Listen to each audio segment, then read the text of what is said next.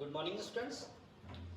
आज से पहले हमने 2 लेक्चर्स डिस्कस किए हैं स्टडी सिस्टम के। आज हम तीसरा लेक्चर डिस्कस कर रहे हैं। पहले लेक्चर में हमने किडनी और किडनी से रिलेटेड जितने भी ऑर्गन थे उनके बारे में डिस्कस किया था। सेकेंड लेक्चर में हमने नेफ्रॉन के बारे में डिस्कस किया था। आज हम डिस्कस करेंगे the mechanism of urine formation. The mechanism of urine formation. The mechanism of urine formation को हमने 3 पार्टों में कैटेगराइज किया हुआ है। अल्ट्राफिल्ट्रेशन, क्या first ultrafiltration, second selectively reabsorption and third one है ट्यूबुलर सीक्रेशन। क्या ट्यूबुलर सीक्रेशन। तो पहला हम देखते हैं अल्ट्राफिल्ट्रेशन। देखो बेटा अल्ट्राफिल्ट्रेशन होता क्या है, पहले थोड़ा सा यहां पे देखें आप। ये नेफ्रॉन का डायग्राम है जो मैं आपके सामने पहले डिस्कस कर चुका हूं। ये बोमन कैप्सूल है। क्या ये बोमन कैप्सूल, ये ग्लोमेरुलस, क्या ग्लोमेरुलस, बोमन कैप्सूल और ग्लोमेरुलस को दोनों को कंबाइंड फॉर्म में क्या बोलते हैं, मेल्पिजियन बॉडी। ये लूप ऑफ, ये क्या है, पीसीटी है, प्रॉक्सिमल कन्वोल्यूटेड ट्यूब्यूल। ये क्या है, डीसीटी है, sorry loop of Henle, this one. ये यू शेप की जो वो है, यू शेप, ये क्या है, लूप ऑफ हेनले। ये क्या है, लूप ऑफ हेनले की डिसेंडिंग आर्म। ये क्या है, असेंडिंग आर्म। ये पीसीटी और लास्ट में कलेक्टिंग डक्ट। लास्ट में क्या है, कलेक्टिंग डक्ट। तो देखिए अल्ट्राफिल्ट्रेशन होता क्या है। देखो बेटा अल्ट्राफिल्ट्रेशन क्या होता है, इस ग्लोमेरुलस में ब्लड है, इस ग्लोमेरुलस में ब्लड है। ब्लड का फिल्टर होकर, ब्लड का फिल्टर होकर किस में आना, बोमन कैप्सूल की लूमन में आना। बोमन कैप्सूल की ल्यूमन में आना क्या कहलाता है, अल्ट्राफिल्ट्रेशन। मींस ब्लड यहां से निकल के, इस पार्ट से निकल के, ग्लोमेरुलस से निकल के कहां जाना, इस ल्यूमन में आ जाना, बोमन संपुट के या बोमन कैप्सूल की ल्यूमन में आ जाना। इसको क्या बोलते हैं, अल्ट्राफिल्ट्रेशन। क्या बोलते हैं बेटा, अल्ट्राफिल्ट्रेशन। तो देखो अल्ट्राफिल्ट्रेशन में होगा कैसे, देखो यहां ब्लड इन कैपिलरीज में, ब्लड क्या है, इन कैपिलरीज में, ये ब्लड की कैपिलरीज हैं, ठीक है। और ये यहां पे मैंने दिखाया है, ये वाली जो स्ट्रक्चर है ये हमने दिखाई है बोमन कैप्सूल की, बोमन कैप्सूल की इनर वॉल। ये बोमन कैप्सूल की ये वाली इनर वॉल दिखाई है, ठीक है। यहां से इस ब्लड का निकल के इधर आना, तो देखो कैसे आएगा ये कैसे आएगा। तो होता क्या है, यहाँ पे किसका निर्माण होता है, फिल्ट्रेशन यूनिट का निर्माण होता है। फिल्ट्रेशन यूनिट बनती है और उस फिल्ट्रेशन यूनिट से क्या होता है, ब्लड फिल्टर होता है। ब्लड फिल्टर होता है और फिल्ट्रेट कहाँ आ जाता है, यहाँ आ जाता है, ठीक है। तो फिल्ट्रेशन यूनिट के फॉर्मेशन में कौन कौन इन्वॉल्व होता है, देखो ये ब्लड वेसल्स है। तो पहली तो ब्लड वेसल्स की है कैपिलरी की एंडोथीलियम। ये कैपिलरी की क्या है, एंडोथीलियम। तो फर्स्ट फिल्ट्रेशन यूनिट,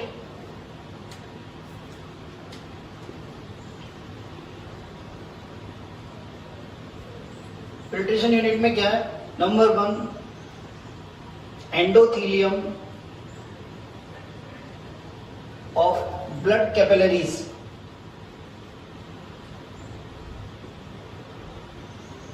ठीक है, इसे हम क्या कह सकते हैं, एंडोथीलियम ऑफ ग्लोमेरुलस भी बोल सकते हैं, ठीक है।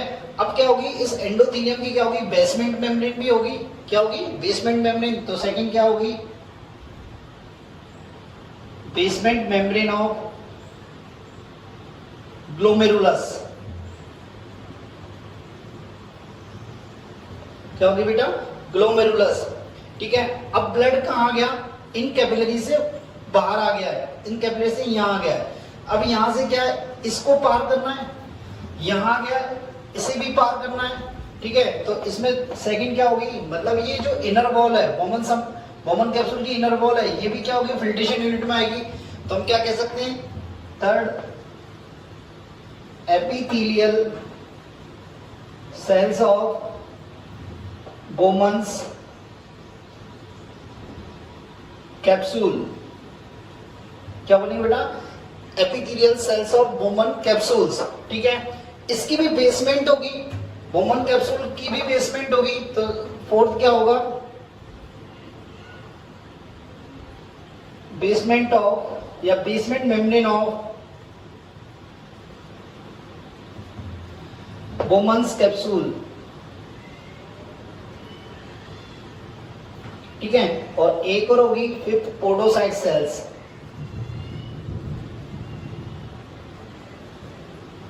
ठीक है। तो ये ऑल 5 कंटेंट्स मिलके क्या बनाते हैं, फिल्ट्रेशन यूनिट बनाते हैं।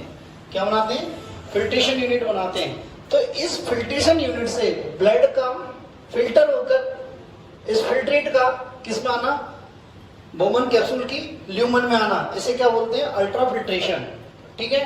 तो ये आपकी फिल्ट्रेशन यूनिट है। एनसीईआरटी में फिल्ट्रेशन यूनिट की को 5 पार्टों में डिवाइड किया, 3 पार्टों में डिवाइड किया। Number 1 endothelial of blood capillaries, second thing epithelial cells of Bowman capsule and basement of between blood capillaries and Bowman capsules only, ठीक है। देखते हैं होता क्या है बेटा, ये जो बोमन कैप्सूल की जो इनर वॉल है, यहां क्या पाई जाती है, कुछ स्पेसिफिक सेल्स पाई जाती हैं। क्या पाई जाती है, स्पेसिफिक सेल्स पाई जाती हैं। इन्हें क्या बोलते हैं, पोडोसाइट सेल्स। क्या बोलते हैं, पोडोसाइट सेल। और क्या होता है, पोडोसाइट सेल से क्या होता है, फिंगर लाइक प्रोजेक्शन निकलते हैं। क्या है, फिंगर लाइक प्रोजेक्शन निकलते हैं।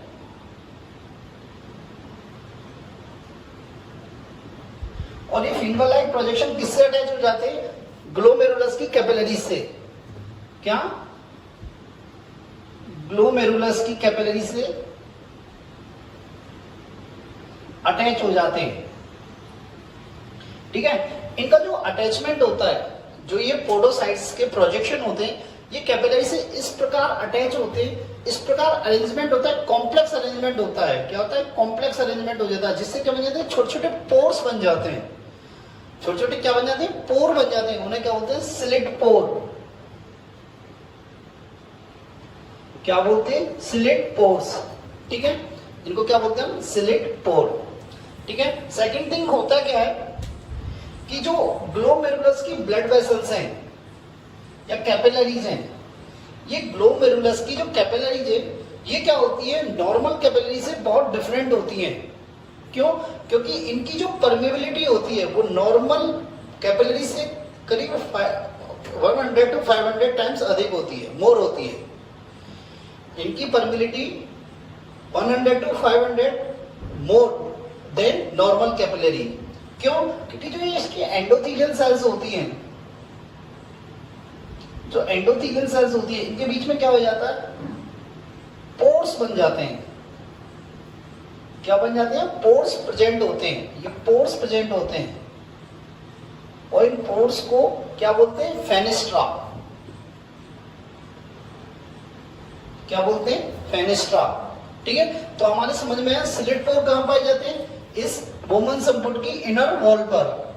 किस पे, इनर वॉल पर, जिसे पैराइटल वॉल भी कहते हैं अपन, ठीक है। और फेनेस्ट्रा कहां पाए जाते हैं कि ब्लड कैपिलरीज, जो ग्लोमेरुलस की ब्लड कैपिलरीज है, उसकी एंडोथेलियम पर पाए जाते हैं, ठीक है,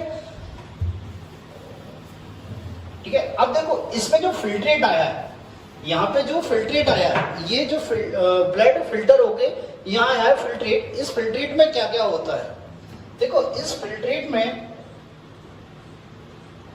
होता क्या है, ब्लड पर क्या क्या एब्सेंट होता है। एक तो प्लाज्मा प्रोटीन, क्या, प्लाज्मा प्रोटीन, और क्या, और ब्लड कार्पसल्स।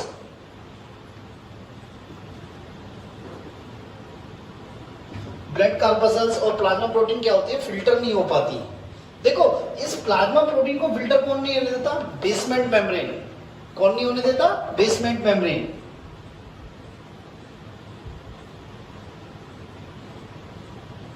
ठीक है। और ब्लड कार्पसल्स को कौन, blood corpuscles means WBC, RBC, platelets, इनको कौन फिल्टर नहीं होने देता, इनको फिल्टर नहीं होते, फेनेस्ट्रा।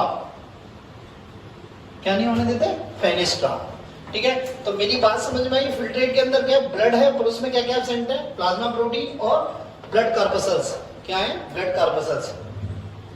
तो इस प्रकार फिल्ट्रेशन मेम्ब्रेन से ये ब्लड फिल्टर होकर कहाँ आ जाता है, यहाँ आ जाता है। ठीक है, अब इस फिल्ट्रेशन की प्रोसेस में क्या बेटा, इस फिल्ट्रेशन के प्रोसेस में कुछ प्रेशर भी अप्लाई होते हैं, कुछ प्रेशर अप्लाई होते हैं, 3 प्रेशर्स अप्लाई होते हैं।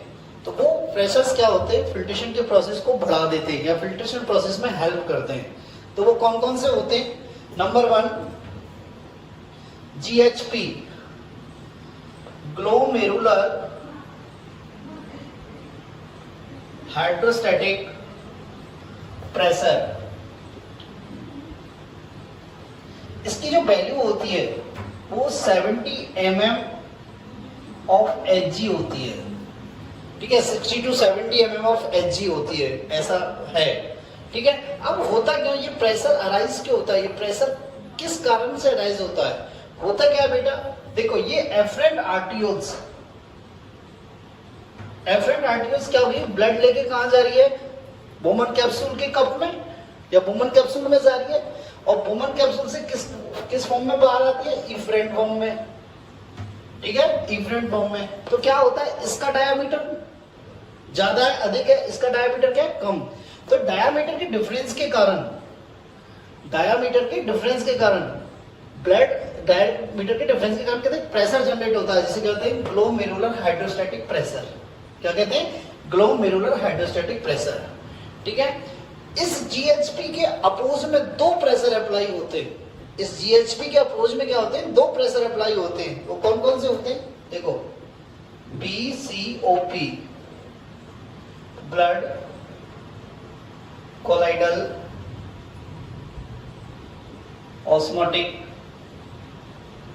प्रेशर। कौन सा होता है, ब्लड कोलाइडल ऑस्मोटिक प्रेशर, जिसकी वैल्यू कितनी होती है, 30 mm ऑफ Hg। ठीक है, ये ब्लड कोलाइडल ऑस्मोटिक प्रेशर किसके कारण अराइज होता है? होता क्या है कि हमारे ब्लड में क्या होती है, प्लाज्मा प्रोटीन होती है। क्या होती है, प्लाज्मा प्रोटीन, एल्बुमिन, ग्लोबुलिन।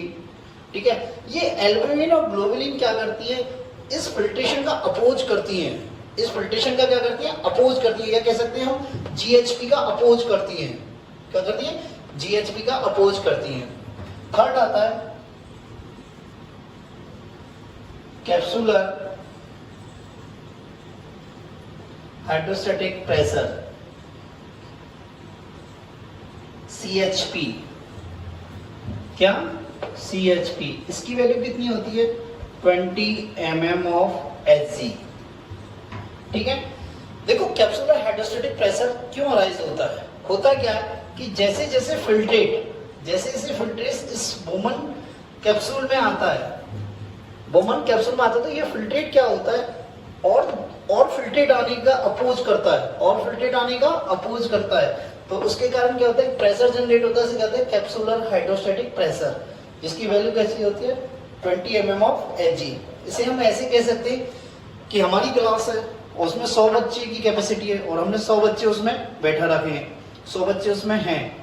अब मान लो हम उसमें 20 स्टूडेंट्स और अंदर डालना चाहते हैं कि 20 स्टूडेंट और बच्चे हम बैठा सकते हैं, तो आप क्या उसका अपोज करेंगे। ठीक है, तो इसी प्रकार क्या, ये ग्लोमेरुलस में पहले फिल्ट्रेट है, अब और फिल्ट्रेट आने का अपोज कर रहा है, तो इसे क्या बोलेंगे, capsular hydrostatic pressure.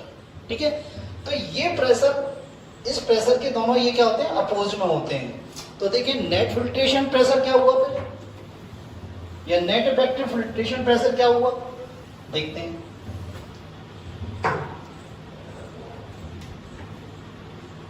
Net effective filtration pressure, NFR, filtration NFP। ठीक है, देखो GHP, इसके अपोज में क्या है, ब्लड कोलाइडल ऑस्मोटिक प्रेशर और कैप्सुलर हाइड्रोस्टैटिक प्रेशर, है ना। ग्लोमेरुलर हाइड्रोस्टैटिक प्रेशर, इसका अपोज कौन कर रहे हैं, ब्लड कोलाइडल ऑस्मोटिक प्रेशर और कैप्सुलर हाइड्रोस्टैटिक प्रेशर। तो इसकी वैल्यू कितनी है, 70, इसकी वैल्यू कितनी है, 30 + 20, तो 70 - 50, तो कितना हो गया, 20 mm ऑफ Hg। तो हम क्या कहेंगे कि ये फिल्ट्रेट जो आ रहा है, ये फिल्ट्रेट जो आ रहा है वो किस, इस प्रेशर के कारण आ रहा है, या फिर हम ये कहेंगे जो ब्लड फिल्टर हो रहा है वो इस प्रेशर से, इस प्रेशर के कारण फिल्टर हो रहा है, किस में से? फिल्ट्रेशन यूनिट में से, फिल्ट्रेशन यूनिट में से। ठीक है, नेक्स्ट देखें। देखो अब फिल्ट्रेट क्या हुआ, अब फिल्ट्रेट कहाँ आ गया? इस बोमन कैप्सूल के ल्यूमन में। अब होता क्या है, ये जो बोमन कैप्सूल का ल्यूमन है, इसमें जो फिल्ट्रेट आता है वो फिल्ट्रेट आता है per day 180 litre per day. इसका अमाउंट कितना होता है? 180 लीटर पर डे। ठीक है, और यदि हम ऐसे निकालें 120 ml पर मिनट, ठीक है, 120 ml पर मिनट, इसको GFR भी बोलते हैं, ग्लोमेरुलर फिल्ट्रेशन रेट। ठीक है, the amount of filtrate that comes from the glomerulus in lumen of Bowman capsule, this is called GFR। अब क्या होता है, ये 180 लीटर जो फिल्ट्रेट है, ये इसमें से क्या होता है, इसमें बहुत सारे, इसमें क्या होता है, एसेंशियल या फिर नेसेसरी या यूजफुल, ये कह सकते हैं, यूजफुल प्रोडक्ट भी होते हैं और इसमें हार्मफुल भी होते हैं। यूजफुल भी सब्सटेंसेस होते हैं और हार्मफुल भी सब्सटेंसेस होते हैं। तो क्या होता है, इसमें से करीब करीब 90% फिल्ट्रेट क्या करता है, रीएब्जॉर्ब कर लिया जाता है। क्या कर लिया जाता है? रीएब्जॉर्ब कर लिया जाता है। करीब 178.5 लीटर पर डे क्या कर लिया जाता है, रीएब्जॉर्ब कर लिया जाता है। और रिमेनिंग 1% जो होता है 1 to 1.5 लीटर, इसको क्या बोलते हैं हम? यूरिन बोलते हैं। क्या बोलते हैं? यूरिन बोलते हैं। ये जो रीएब्जॉर्ब कर लिया जाता है, ये क्या करता है, अगेन बॉडी को रिटर्न कर दिया जाता है। ठीक है, तो नेक्स्ट प्रोसेस आता है रीएब्जॉर्प्शन। क्या आता है? रीएब्जॉर्प्शन। सेकंड स्टेप आता है रीएब्जॉर्प्शन।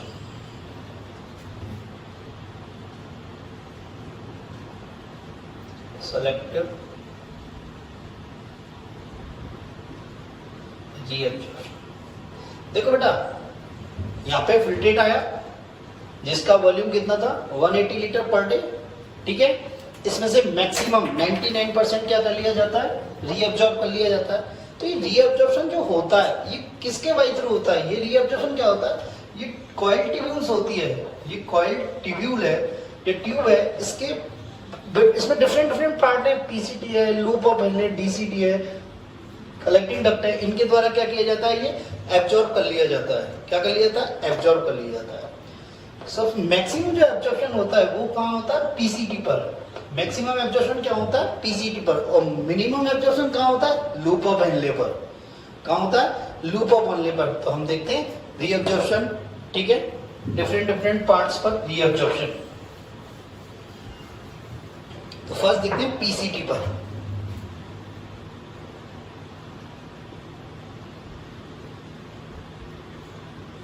देखो ना, पीसीटी पर मैक्सिमम रीअब्जॉर्प्शन होता है, करीब 75% रीअब्जॉर्प्शन होता है। क्यों होता है? क्योंकि जो ये पीसीटी होती है, क्या होते हैं? Brush border. और वो ब्रश बॉर्डर क्या करते हैं, जो एब्जॉर्प्शन की सरफेस है उसको क्या कर देते हैं? इंक्रीज कर देते हैं। एब्जॉर्प्शन की सरफेस को क्या कर देते हैं? इंक्रीज कर देते हैं। ठीक है, इसलिए मैक्सिमम एब्जॉर्प्शन होता है। सेकेंड थिंग क्या होता है, ये जो एब्जॉर्प्शन होता है ये बोथ प्रोसेस के द्वारा होता है, एक्टिव प्रोसेस और इनएक्टिव प्रोसेस। एक्टिव प्रोसेस और इनएक्टिव प्रोसेस। तो एक्टिव प्रोसेस के द्वारा जो रीअब्जॉर्प्शन होगा उसके लिए एनर्जी की रिक्वायरमेंट होगी। तो एनर्जी की रिक्वायरमेंट के लिए क्या होता है, इन पीसीटी की जो कोवाइडल सेल्स होती हैं इनमें क्या होता है, माइटोकॉन्ड्रिया की संख्या क्या होती है? अधिक होती है। माइटोकॉन्ड्रिया की संख्या क्या होती है? अधिक होती है, जिससे क्या होता है? एटीपी मिल जाता है। किसके लिए? एक्टिव रीअब्जॉर्प्शन के लिए। तो देखो पीसीटी पर किस किस का रीअब्जॉर्प्शन होता है। देखो पीसीटी पर ग्लूकोज, फैटी एसिड और एंड अमीनो एसिड्स, इनका क्या होता है? 100% रीअब्जॉर्प्शन होता है। क्या होता है? 100% रीअब्जॉर्प्शन होता है। किस प्रोसेस द्वारा होता है? एक्टिव प्रोसेस द्वारा होता है। किसके द्वारा? एक्टिव रीअब्जॉर्प्शन होता है। मतलब इनके एब्जॉर्प्शन की एनर्जी की रिक्वायरमेंट होती है।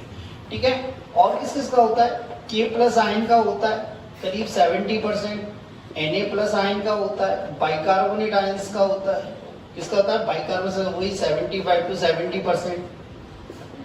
ठीक ठीक है। ये अपन को रेंज याद करने की जरूरत नहीं है कि अपन को यही याद रखना कि इलेक्ट्रोलाइट जो होते हैं उनका रीअब्जॉर्प्शन कितना होता है 70 to 80% होता है। कितना होता है बेटा 70 to 80%। तो इसमें ना बहुत ज्यादा अपन को रेंज याद करने की जरूरत नहीं है, ठीक है। इनका रीअब्जॉर्प्शन होता है, वाटर का होता है 90% वाटर का रीअब्जॉर्प्शन हो जाता है, सॉरी 70% वाटर का रीअब्जॉर्प्शन हो जाता है।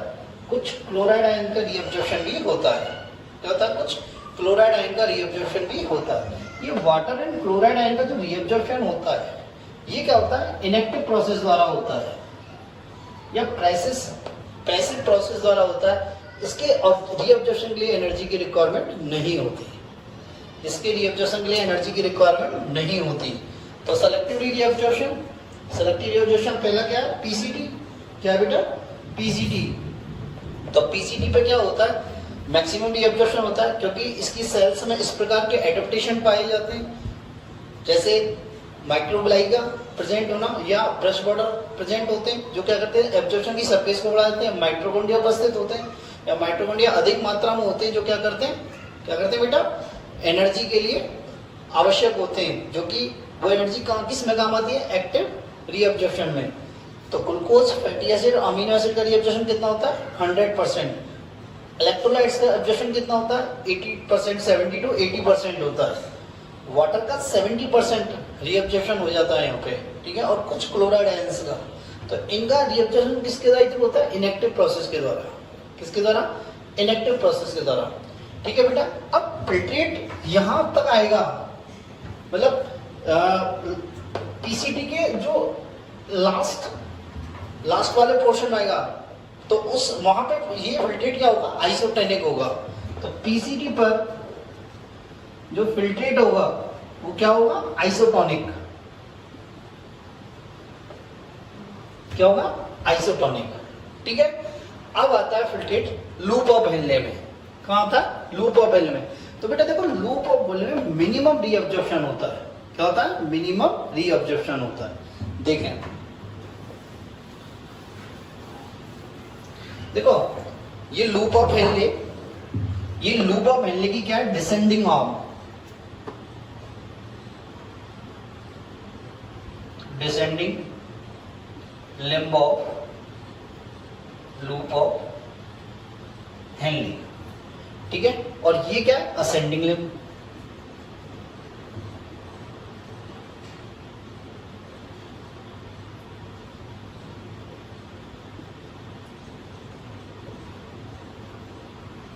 हेनले। तो देखो होता क्या है ये जो डिसेंडिंग लिम्ब होती है ये वाली, ये क्या होती है वाटर के लिए तो परमिएबल होती है। किसके लिए परमिएबल फॉर वाटर, वाटर का तो रीअब्जॉर्प्शन यहां से होता है, पर आयंस के लिए क्या होती है इम्परमिएबल होती है। किसके लिए आयंस के लिए क्या होती है आयंस के लिए ये इम्परमिएबल होती है। तो देखो बेटा जब ये फिल्ट्रेट पीसीटी से लूप ऑफ हेनले की नीचे चल रहा है, डाउनवर्ड्स चल रहा है, तो क्या हो रहा है कि इसमें से वाटर का रीअब्जॉर्प्शन होता जा रहा है, वाटर का रीअब्जॉर्प्शन होता जा रहा है और आयंस का रीअब्जॉर्प्शन नहीं हो रहा। तो क्या होगा नीचे जाते जाते क्या होगी इसकी कंसंट्रेशन बढ़ेगी, क्या होगी कंसंट्रेशन बढ़ेगी, ठीक है। अब ascending limb of loop of Henle ये ऊपर की तरफ चढ़ रही है अपवर्ड से, तो इसमें क्या होता है इसमें उल्टा होता है, इसमें बिल्कुल इसके अपोज होता है। तो इसमें ये क्या होती है ये परमिएबल किसके लिए होती है आयंस के लिए। किसके लिए परमिएबल होती है आयंस के लिए। और किसके लिए इम्परमिएबल होती है बेटा वाटर के लिए। किसके लिए वाटर के लिए। तो जैसे जैसे फिल्ट्रेट यहां से ऊपर जाएगा, जैसे जैसे अपवर्ड्स मूवमेंट होगा उसका फिल्ट्रेट का, तो क्या होगा उसमें से क्या होगा आयंस का रीअब्जॉर्प्शन होगा, वाटर का रीअब्जॉर्प्शन नहीं होगा। तो क्या होगा जैसे जैसे फिल्ट्रेट ऊपर जाएगा तो कैसा होता चला जाएगा डाइल्यूट होता चला जाएगा। कैसा होता चल जाएगा डाइल्यूट होता चल जाएगा। तो एक बार दोबारा देखें, ये वाली आर्म वाटर के लिए परमिएबल, बाकी आयंस के लिए इम्परमिएबल। ये वाली आर्म आयंस के लिए परमिएबल, वाटर के लिए इम्परमिएबल। तो जैसे जैसे फिल्ट्रेट नीचे जाएगा तो कैसा होता जाएगा, कंसंट्रेट होता जाएगा। कैसा होता जाएगा, कंसंट्रेट होता जाएगा। किस पे, descending limb of loop of Henle पे। और इसमें जैसे जैसे फिल्ट्रेट ऊपर जाएगा ascending limb of loop of Henle पे, तो कैसा होता जाएगा, डाइल्यूट होता चला जाएगा। कैसा होता चला जाएगा बेटा, डाइल्यूट होता चला जाएगा। नेक्स्ट आता है पीसीटी, डीसीटी। नेक्स्ट आता है डीसीटी, डिस्टल कन्वोल्यूटेड ट्यूब्यूल्स। देखो बेटा, डिस्टल कन्वोल्यूटेड ट्यूब्यूल्स का होता क्या है, डिस्टल कन्वोल्यूटेड ट्यूब्यूल्स का जो रीअब्जॉर्प्शन होता है वो कंडीशनल रीअब्जॉर्प्शन होता है। क्या होता है, कंडीशनल रीअब्जॉर्प्शन होता है। होता क्या है, इस पर रीअब्जॉर्प्शन होता है वो दो पदार्थों का रीअब्जॉर्प्शन होता है, दो सब्सटेंस का रीअब्जॉर्प्शन होता है। पहला तो होता है वाटर का रीअब्जॉर्प्शन। किसका, वाटर का रीअब्जॉर्प्शन। तो डीसीटी पर क्या होता है, वाटर का रीअब्जॉर्प्शन जो होता है वो under the influences of ईडीएच hormone होता है, एंटी डाययूरेटिक हार्मोन। क्या बेटा, एंटी डाययूरेटिक हार्मोन। ये हार्मोन कहां से रिलीज होता है, पोस्टीरियर पिट्यूटरी से। किससे होता है, पोस्टीरियर पिट्यूटरी से। और सिंथेसाइज कहाँ होता है, ये हाइपोथैलेमस में। कहाँ होता है बेटा, हाइपोथैलेमस में। तो ये ईडीएच क्या करता है, इस वाटर का यहाँ पे रीअब्जॉर्प्शन कराता है। ठीक है। नेक्स्ट, सोडियम आयंस का जो रीअब्जॉर्प्शन होता है वो किसके द्वारा होता है, एल्डोस्टेरोन। एल्डोस्टेरोन हार्मोन के द्वारा होता है। किसके द्वारा होता है, एल्डोस्टेरोन हार्मोन के द्वारा। अब ये एल्डोस्टेरोन कहां से आता है, एक्चुअली एल्डोस्टेरोन मिनरलोकॉर्टिकॉइड्स है। क्या बेटा, मिनरलोकॉर्टिकॉइड्स। और कहां से रिलीज होता है, एड्रिनल कॉर्टेक्स से। कहां से रिलीज होता है बेटा, ये एड्रिनल कॉर्टेक्स से। तो क्या होता है कि डीसीटी पे रीअब्जॉर्प्शन वाटर का सोडियम आयन का किसके द्वारा हुआ, हार्मोन्स के द्वारा। इसलिए क्या होते हैं, कंडीशनल रीअब्जॉर्प्शन कहते हैं। क्या बोलते हैं इसे, कंडीशनल रीअब्जॉर्प्शन। डीसीटी पर कुछ बाइकार्बोनेट्स आयन का भी रीअब्जॉर्प्शन होता है। ठीक है। तो डीसीटी पर हमने किस किस का रीअब्जॉर्प्शन पढ़ा, water, sodium and bicarbonate ion. ठीक है। नेक्स्ट आता है कलेक्टिंग डक्ट। देखो ये है कलेक्टिंग डक्ट।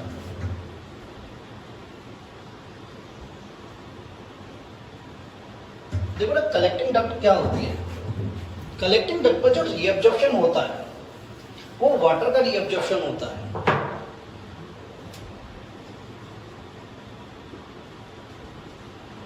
कलेक्टिंग डक्ट पर किसका रीअब्जॉर्प्शन, वाटर का रीअब्जॉर्प्शन होता है। ठीक है। और ये वाटर का रीअब्जॉर्प्शन जो होता है ये भी किसके इन्फ्लुएंसेस में होता है, ईडीएच हार्मोन के इन्फ्लुएंसेस में होता है। किसमें होता है, ईडीएच हार्मोन के इन्फ्लुएंसेस में होता है। तो हम क्या कह सकते हैं, ईडीएच हार्मोन कहाँ कहाँ काम करता है, तो ईडीएच हार्मोन दो जगह काम करता है। कहाँ कार्य करता है, एक तो डीसीटी पे और एक कलेक्टिंग डक्ट पे। किस पे, कलेक्टिंग डक्ट पे। ठीक है।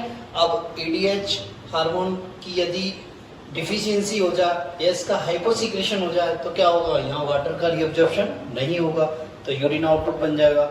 यूरिन आउटपुट बढ़ जाएगा तो उसे बोलते हैं डायबिटीज इंसिपिडस। क्या बोलते हैं, डायबिटीज इंसिपिडस। जनरली ईडीएच का जो सीक्रेशन डिक्रीज होता है वो किसके कारण होता है, चाय, कॉफी, बियर।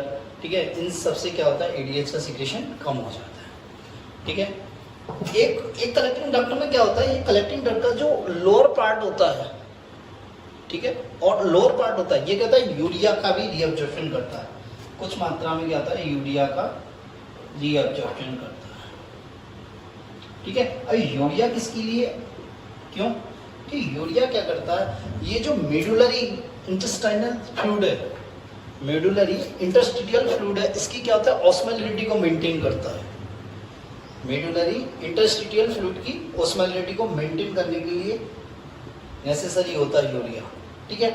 एक और है, कलेक्टिंग डक्ट क्या करती है, ब्लड की पीएच को मेंटेन करता है। क्या करता है, ब्लड की पीएच को मेंटेन करता है। मतलब यहाँ से कुछ H+ आयन व K+ आयन का भी एब्जॉर्प्शन होता है। H+ ion and K+ ion का भी रीअब्जॉर्प्शन होता है। ठीक है। इसे हम एक्सक्रीशन में भी पढ़ते हैं, एब्जॉर्प्शन भी होता है, एक्सक्रीशन भी होता है, बोथ होते हैं। ठीक है। नेक्स्ट आता है ट्यूबुलर सीक्रेशन।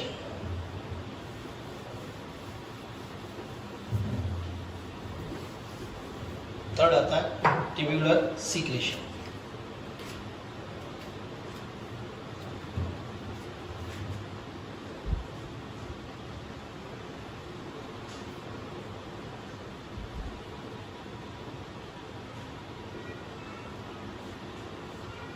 देखो बेटा होता क्या है, एफरेंट इंटर करी, इफरेंट की फॉर्म में बाहर आ गई, जितना भी ब्लड है वो फिल्टर, मैक्सिमम ब्लड क्या होता है फिल्ट्रेट होके यहाँ आ गया, ब्लड फिल्ट्रेट होके यहाँ आ गया। पर क्या होता है कुछ पदार्थ या कुछ सब्सटेंस ऐसे होते हैं जो इस ग्लोमेरुलस से फिल्टर नहीं हो पाते, ग्लोमेरुलस में से फिल्टर नहीं हो पाते, और वो किस में जाते हैं, इफरेंट आर्टिकल्स के द्वारा किस में आ जाते हैं, पेरिट्यूबुलर नेटवर्क में आ जाते हैं या ब्लड में आ जाते हैं। किस में आ जाते हैं, ब्लड में आ जाते हैं। अब ब्लड में आ गए, जैसे मान लो यहाँ पे से ये ब्लड में आ गए इस प्रकार, इस पेरिट्यूबुलर नेटवर्क से द्वारा इसमें आगे ब्लड में आ गए, ठीक है। अब क्या होते हैं, ये भी हार्मफुल होते हैं, तो इन सब्सटेंस को बाहर निकालना बहुत नेसेसरी होता है। तो ये क्या होता है, यहाँ से ये इस पेरिट्यूबुलर नेटवर्क से, यहाँ से मतलब पेरिट्यूबुलर जो ब्लड है यहाँ से ये सब्सटेंस कहाँ निकाल दिए, कहाँ सीक्रेट कर दिए जाते हैं, इस ल्यूमन में या फिर इस किसकी ट्यूब में, नेफ्रॉन की ट्यूब में सीक्रेट कर दिए जाते हैं, ठीक है। पीसीटी में भी सीक्रेट किए जाते हैं, डीसीटी में भी सीक्रेट किए जाते हैं और कलेक्टिंग डक्ट में भी सीक्रेट किए जाते हैं, ठीक है। तो देखते हैं पीसीटी में किन की मतलब कौन कौन से पदार्थ जो होते हैं, कौन कौन से सब्सटेंस वे होते हैं जो इसमें फिल्टर नहीं हो पाते, जैसे H+ आयन, प्यूरिक एसिड, पिगमेंट्स, ठीक है, urea, drugs, drugs means medicines, drugs means medicine, ठीक है। और भी बहुत सारे तमाम सारे पदार्थ हैं, NH4, अमोनिया, ये सभी क्या होते हैं, और भी बहुत सारे जो कि इसमें फिल्टर नहीं हो पाते हैं। तो इनका क्या होता है, ट्यूबुलर एक्सक्रीशन होता है, ठीक है। तो पीसीटी में कौन कौन किस किस का एक्सक्रीशन होता है, देखो मतलब पैराट्यूबुलर नेटवर्क से, पेरिट्यूबुलर नेटवर्क मतलब ब्लड से कौन कौन से सब्सटेंस पीसीटी में आते हैं, कौन कौन से सब्सटेंस कैसे में आते हैं, पीसीटी में आते हैं। तो देखो H+ आता है, अमोनियम आयन आते हैं, यूरिया आता है, सम ड्रग्स आती हैं, ठीक है, सम H+ आयन आते हैं, अमोनियम आयन आते हैं, यूरिया आता है, ड्रग्स आती हैं, क्रिएटिनिन आता है, क्या आता है, क्रिएटिनिन भी आता है, ठीक है। तो ये हो गया पीसीटी पर, ठीक है। डीसीटी पर क्या क्या किन किन का एक्सक्रीशन होता है, डीसीटी पर जनरली किसका होता है, H+ ion and K+ ion, H+ ion and K+ ion. और कलेक्टिंग डक्ट पर भी किसका होता है, H+ आयन, K+ आयन, ठीक है। तो एक क्वेश्चन आता है हमसे कि ब्लड की पीएच मेंटेन करने में नेफ्रॉन की किस पार्ट का इन्वॉल्वमेंट होता है, तो हम क्या बोलेंगे, कलेक्टिंग डक्ट, ठीक है, कलेक्टिंग डक्ट, ओके। तो ये आपका हो गया ट्यूबुलर सीक्रेशन, ठीक है। अब ट्यूबुलर सीक्रेशन के बाद जो फिल्ट्रेट बचा है, ट्यूबुलर सीक्रेशन के बाद जो फिल्ट्रेट बचा है, मींस फिल्ट्रेट जो यहाँ पर कलेक्टिंग डक्ट पर बचा हुआ है, उसे क्या बोलेंगे हम, यूरिन, क्या बोलेंगे, यूरिन। देखो फिल्ट्रेट 180 लीटर था, 178.5 लीटर क्या हो गया, रीअब्जॉर्ब हो गया, रिमेनिंग 1.5 लीटर क्या हुआ, ये रीअब्जॉर्ब नहीं हुआ, तो इसे क्या बोला हमने, यूरिन, क्या बोला, यूरिन, ठीक है। तो देखें यूरिन,